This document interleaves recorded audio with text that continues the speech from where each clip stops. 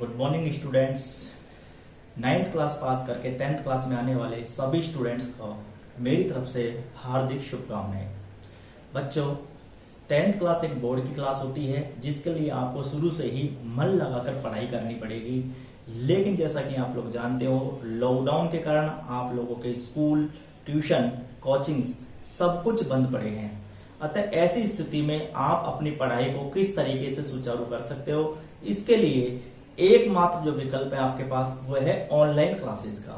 तो online classes में आज मैं लेके आया हूं 10th क्लास का विज्ञान का विषय का चैप्टर नंबर 3, जिसका नाम है आनुवांशिकी। तो चालू करते हैं इस चैप्टर को।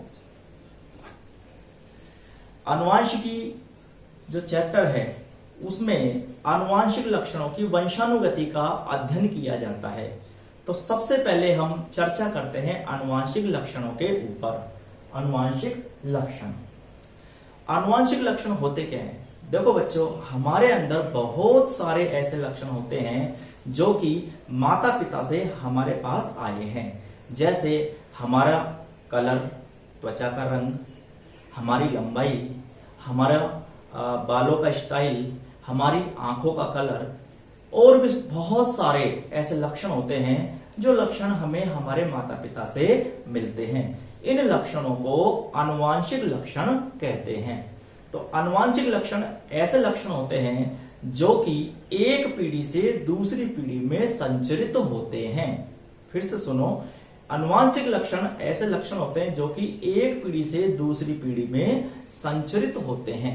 अब अगर मैं सही शब्दों में इसकी चर्चा करूं या इसकी परिभाषा दूं तो जनक पीढ़ी से संतति पीढ़ी में, माता पिता वाली जो पीढ़ी होती है वो कहलाती है जनक पीढ़ी, और संतान वाली जो पीढ़ी होती है वो कहलाती है संतति पीढ़ी।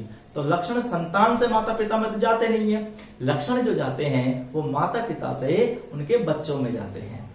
तो आनुवांशिक लक्षणों का जनक पीढ़ी से संतति पीढ़ी में संचरण क्या कहलाता है?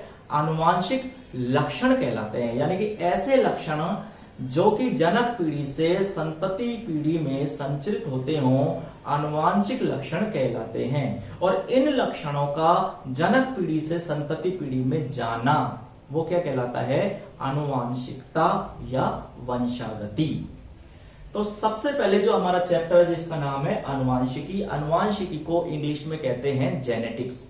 इस जेनेटिक्स शब्द का सबसे पहले जो प्रयोग किया था वो किया था बेटसन भाई साहब ने।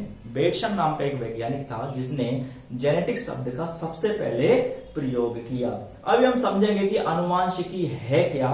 अभी मैंने जो आपको बताया वो बताया है आनुवांशिक लक्षणों के बारे में। आनुवांशिक लक्षणों की मैं परिभाषा लिख देता हूं।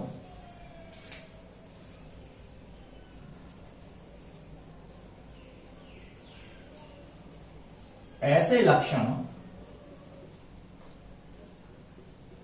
जो जनक पीढ़ी से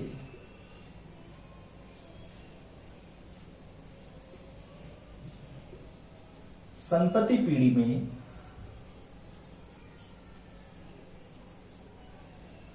जाते हों, आनुवांशिक लक्षण कहलाते हैं। आनुवांशिक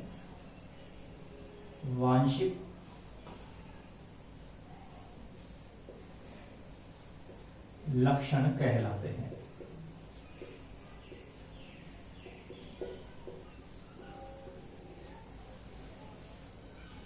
आनुवांशिक लक्षणों के बारे में मैंने आपको बताया। देखो, सभी लक्षण एक पीढ़ी से दूसरी पीढ़ी में संचरित नहीं होते हैं। ऐसा नहीं है कि अगर किसी के मम्मी या पापा में से कोई मोटा है, फैटी है, तो उसके संतान भी फैटी हो, ऐसा कोई जरूरी नहीं है। ठीक है, कुछ ही लक्षण ऐसे होते हैं जो कि एक पीढ़ी से दूसरी पीढ़ी में संचरित होते हैं, और इन लक्षणों को हम क्या कहते हैं? आनुवांशिक लक्षण। अब इसके बाद में इसकी हम दूसरी टर्म की बात करते हैं।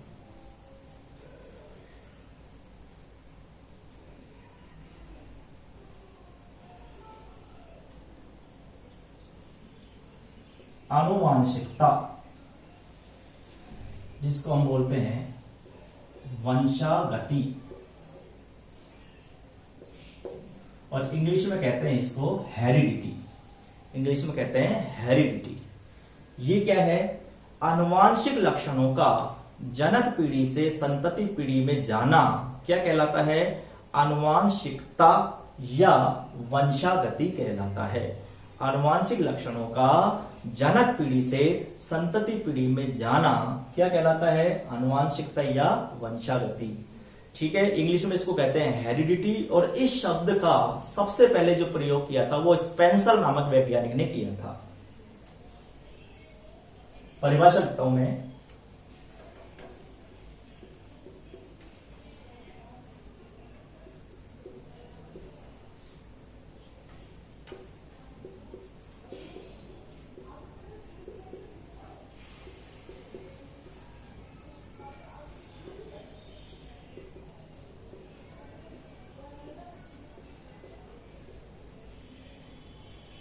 आनुवांशिक लक्षणों का जनक पीढ़ी से संतति पीढ़ी में जाना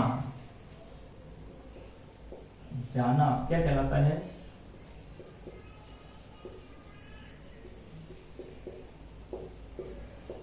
आनुवांशिकता या वंशागति कहलाता है।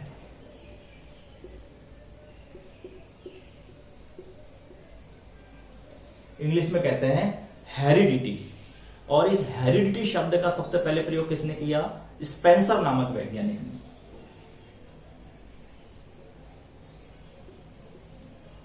हेरिडिटी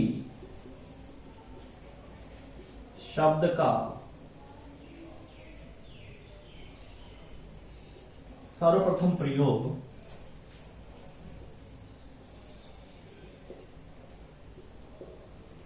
स्पेंसर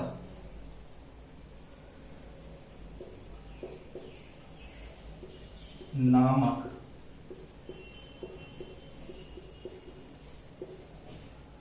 वैज्ञानिक ने किया। दो चीज हमने पढ़ी यहां पर।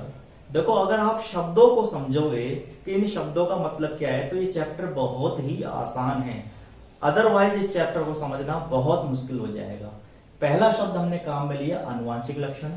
आनुवांशिक लक्षण क्या होते हैं? ऐसे लक्षण जो जनक पीढ़ी से संतति पीढ़ी में जाते हों या जो एक पीढ़ी से दूसरी पीढ़ी में संचरित होते हों, आनुवांशिक लक्षण कहलाते हैं। और आनुवांशिक लक्षणों का एक पीढ़ी से दूसरी पीढ़ी में जाना वो क्या कहलाता है? वो कहलाता है आनुवांशिकता या वंशागति, जिसको इंग्लिश में कहते हैं हेरिडिटी।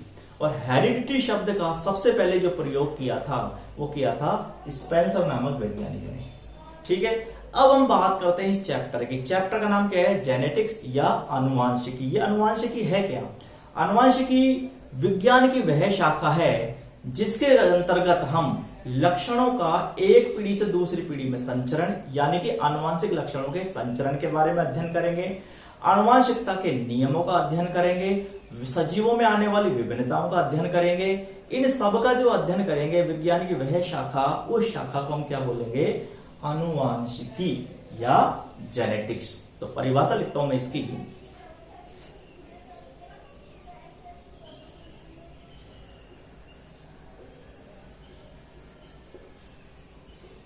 आनुवांशिकी क्या है?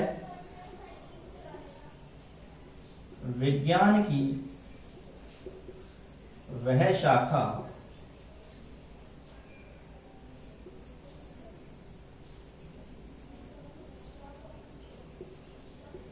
जिसके अंतर्गत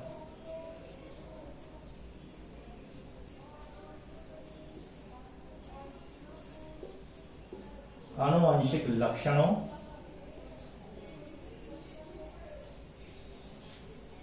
विभिन्नताओं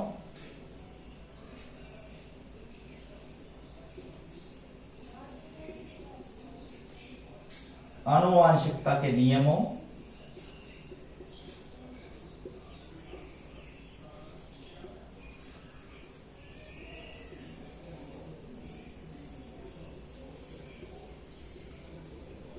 आदि का अध्ययन किया जाता है। आदि का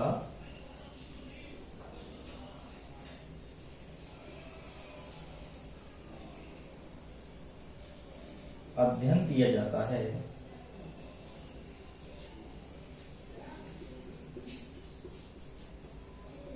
क्या कहलाता है? आनुवांशिकी कहलाती है।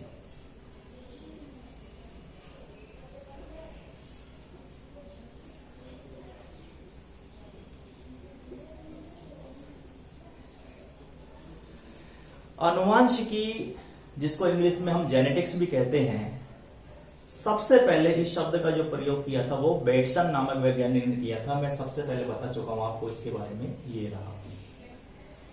ठीक है। आनुवांशिकी का जो जनक है वो कहा गया है मेंडल को, Gregor John Mendel.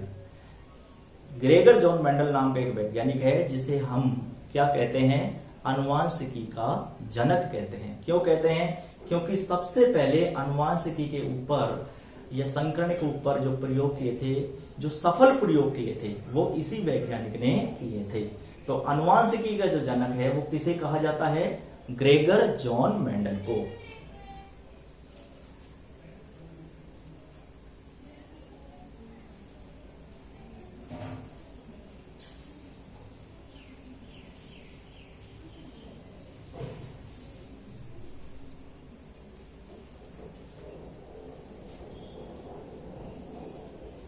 Gregor John Mendel. ये हो गई इस चैप्टर से जुड़ी हुई कुछ सामान्य बातें। अब हम ग्रेगर जॉन मेंडल है या मेंडल जो वैज्ञानिक है, इसके जीवन परिचय के ऊपर कुछ प्रकाश डाल लेते हैं।